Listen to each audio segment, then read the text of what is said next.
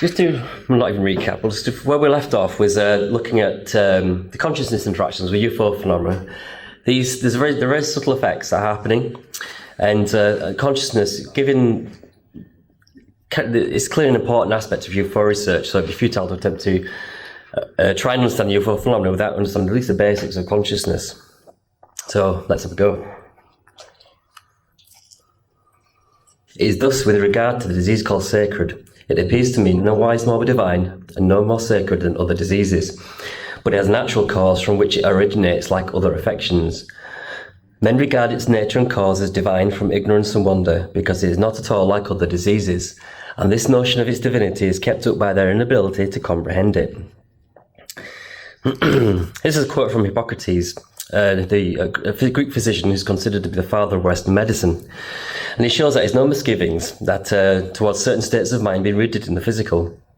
And temporal lobe epilepsy, as referring to here, has been offered as a diagnosis to various range of human experiences, including spiritual possession and UFO abduction.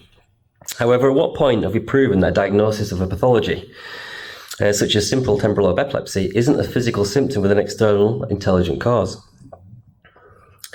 The aforementioned rule of methodological naturalism clearly shows how science, when performed in its strictest sense, cannot deal with consciousness as an attribute of the intelligent mind. This is simply beyond the scope of science. What science can and has demonstrated are the physical and outwardly unintelligent microprocesses that it would seem that is what the intelligent mind is composed of. So, leaving ancient Greece for contemporary Sudbury, Ontario, we find a controversial professor and the founder of the field of neurotheology. Dr. Michael Persinger has been engaged with scientific UFO research since the early 1960s, though first we'll look at his work on the so-called God experience. In the laboratory, we have reproduced every aspect of the God experience, every essence, every component of it, from the rising sensation to the feelings of ecstasy, to the feeling of a sense presence, to feelings that you're at one with the universe. We can do that experimentally. Persinger specifically states that this work can reproduce all the major components of the near-death experience. However, it's complained by Chris Carter, author of Science and the Near-Death Experience, that Persinger's claim appear to be in retrospect to be hyperbole. If we look more closely, we find that while experiments produce key properties of near-death experiences, even Persinger, perhaps more humbly, states, these induced experiences are fragmented and variable, whereas in near-death experiences, these sensations are integrated and focused within a brief period. So perhaps analogous to the Miller-Urey experiment that attempted to recreate the chemicals of life in the laboratory, the basic ingredients can be generated. However, the complexity of the whole phenomenon itself cannot be created.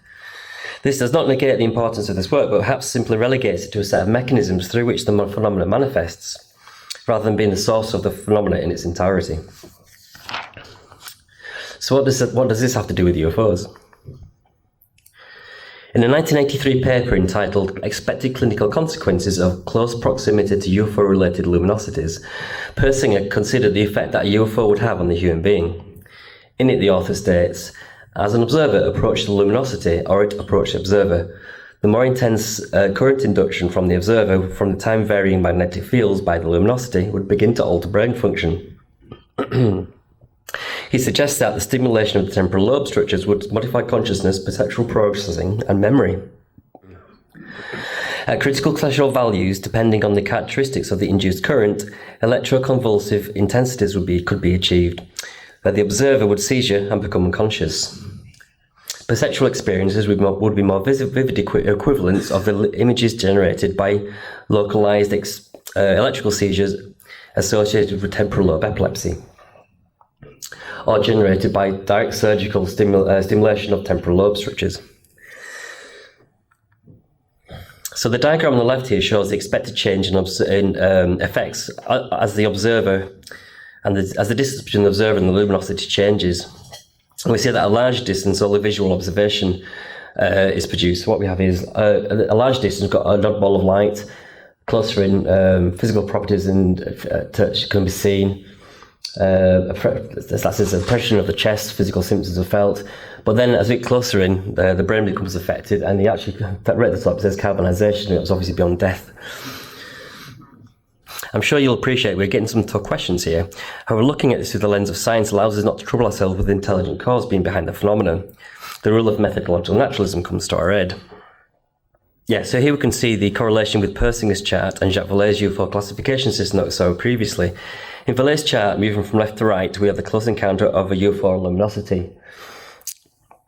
That equates to Persinger's, this equates to Persinger's odd ball of light. So as you're moving right across Vallée's chart, and you get more physical set effects, living entities, and then what Vallée terms reality transformation, and then possibly death.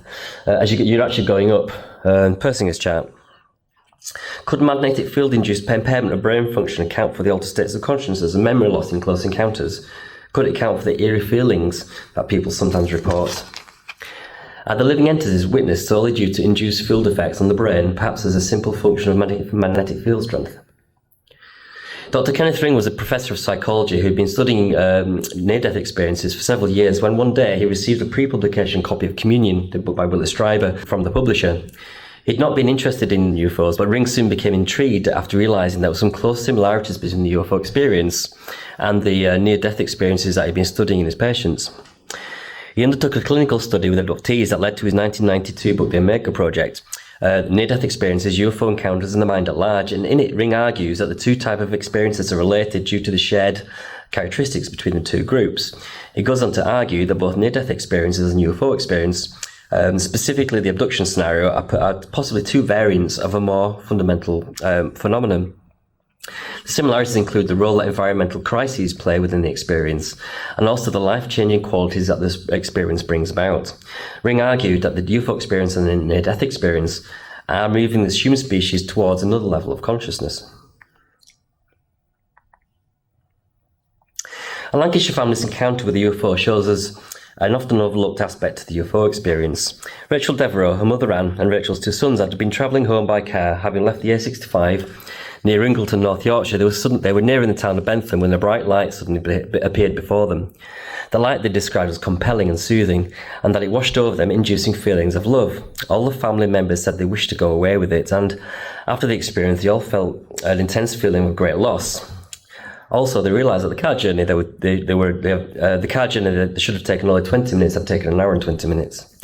The producers of a Sky TV documentary called Real 4400 arranged for Rachel to undergo hypnotic regression, in which she recounted what had happened to her and her family, and she described a bright light, short beings that floated around her, and she heard her sons laughing and she felt fear of her children, but a voice reassuringly told her that they were in no danger. The hypnotist, Steve Burgess, felt that what she recalled were memories of actual events, and while recounting their experience, both Anne and Rachel were removed to tears. Love, light, and the feeling of oneness is part of a class of religious experience related to unusual light forms, as documented in the Religious Experiences Research Unit, which is an organisation founded by Sir Alistair Hardy at the Manchester College in the University of Oxford in 1969.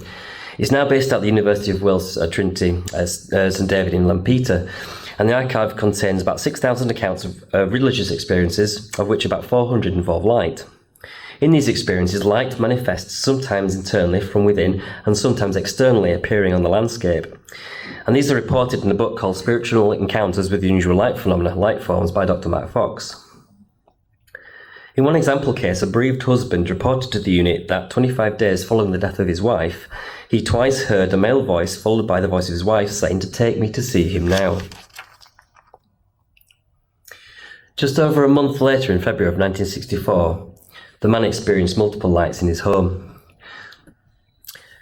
Early in February of 1964, strange lights began to appear in all parts of the room where I happened to be. Pale blue, slowly fading in and staying for a few seconds and slowly fading out. They were at their best in a darkened room while I was by myself and thinking of her. Sometimes they came singly, very bright and large, and sometimes numerous and small. In about the middle of February, just before settling down for the night, the lights were extra numerous, 15 or 20, but more numerous than previously.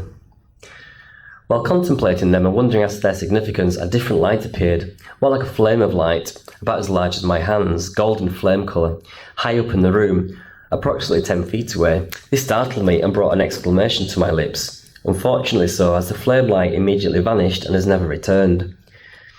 The man went on to say, incidentally, I'm acutely deaf and cannot hear ordinary conversation, yet there was no difficulty in hearing the voices. So this testimony that describes light forms external to the experiencer while more dramatic than most, is similar to other experiences with light forms, particularly those that appear at time of crises in people's lives. And we can see the number of correlations here with the UFO experience. Clearly, the appearance of unexplained lights. The distinction between these lights and UFO sightings is quite simply the superficial distinction between the size of the light and the location often being indoors. Superficially, they do seem to be comparable to lights that appear for a few seconds, Rutledge's lights in Missouri that would appear for a few seconds and then disappear periodically. Also particularly noteworthy are the apparent consciousness effects where the light seemingly responds to either the thoughts or the actions of an observer.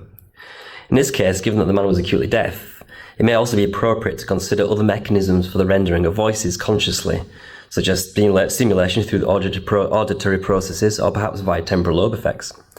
So this shows us that light phenomena experienced in the realm of spiritual encounters and those of outdoor UFO phenomena may not be quite as separate as most of us first assume.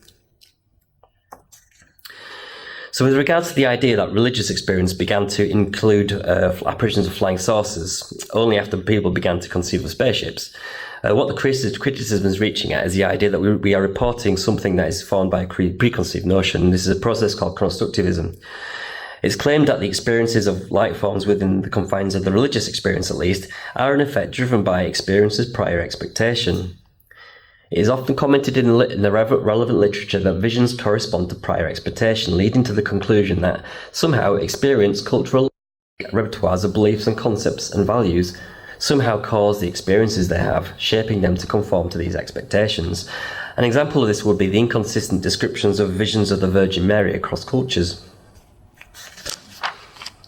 So the studies of the UFO phenomena show us that light forms do exist in a physical and measurable luminous state, a light form from without. So what do these great expectations mean for these clearly non-visionary light phenomena, UFOs? In reference to his shared experience with a UFO that morphed into a human light form reminiscent to Paul Devereaux as the Michelangelo's Vitruvian Man, he tells us the following. It was this experience that convinced me that the energy comprising Earthlights can be sensitive to the input of consciousness. What I saw was not a spacecraft, but it did display intelligence in the form of a visually transmitted concept. In my own personal experience, I've witnessed firsthand these superficially perplexing coincidences of UFO phenomena, displaying symbolism seemingly relevant to thoughts and spoken words.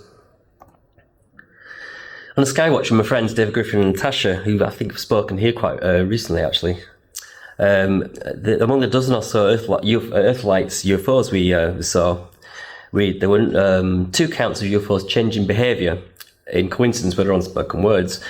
On one occasion that evening, we'd not seen an orange ball of light for quite a while, and David was asleep in the car actually, I think, and then we woke up, we got out of the car, we discussed the quiet spell, and David shouted, "Flare up!" And this barely perceptible orange light on the landscape went, whew, and it's similar to the one on the left there, but that was a different photograph.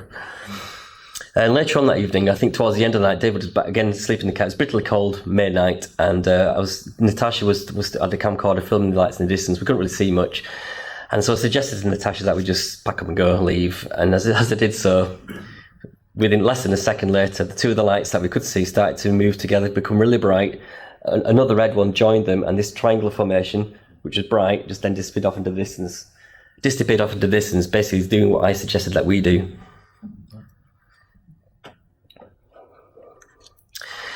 So, this contact with light forms is a truly fascinating area. However, human beings have also recorded experiences from light from within, emanating from the human being. It's such an experience that anthropologist Nud Rasmussen describes when relaying processes by which Eskimo shamans receive their clairvoyant powers. He describes it as Quamanik as being a mysterious light in which the shaman suddenly feels in his body, inside his head, and within the brain, an inexplicable searchlight, a luminous fire which enables him to see in the dark, both literally and metaphorically speaking, for he can now, even with eyes closed, see through darkness and perceive things and upcoming events which are hidden from others, and thus he can now look into the future and into the secrets of others. Professor Persinger claims that the people experiencing the shamanic process, whether through use of psychotropic drugs, shamanic practice, or through magnetic and field induction of the human brain, all function through temporal lobe effects. In a lecture titled No More Secrets, Persinger claims to have demonstrated that people in this state have access to a collective knowledge through consciousness coherence with other human beings. a process facilitated, as it claims, by the Earth's magnetic field. So while studying remote viewers such as Ingo Swann, they found that on days when the Earth's magnetic field strength was low, the remote viewer would achieve a greater accuracy in the ability to view. In other words, Persinger has discovered that biophotons are emitted from the temporal lobe. The level of illumination is very weak. It's 1 in 10,000 that of starlight apparently seen through a cloudy sky. However, the effect is evidently real. Photons are quantized packets of light, meaning that they're producing discrete units rather than being continuous. And and these are coming from, so Persinger claims, from the temporal lobe. So biophotons, they may therefore allow connection through consciousness through interactions located in the temporal lobe, enabling, conceptually at least, the possibility that the human brain can utilize quantum entanglement, the property that Einstein called spooky action at a distance. This is the proverbial cat in the box saga, where we have the superposition of quantum states capable of information transfer. The idea with a particle's the photon is that photons can travel to different sides of the universe and be very, very separate, miles away from each other, yet they can immediately know what the other state that the other one is in. So is it possible that this is the process through which intelligences could communicate over otherwise insurmountable distances? Others have also considered the brain may function as a quantum computer, utilising quantum effects in different ways. Could these non-local properties of the brain be the gateway to the cosmos?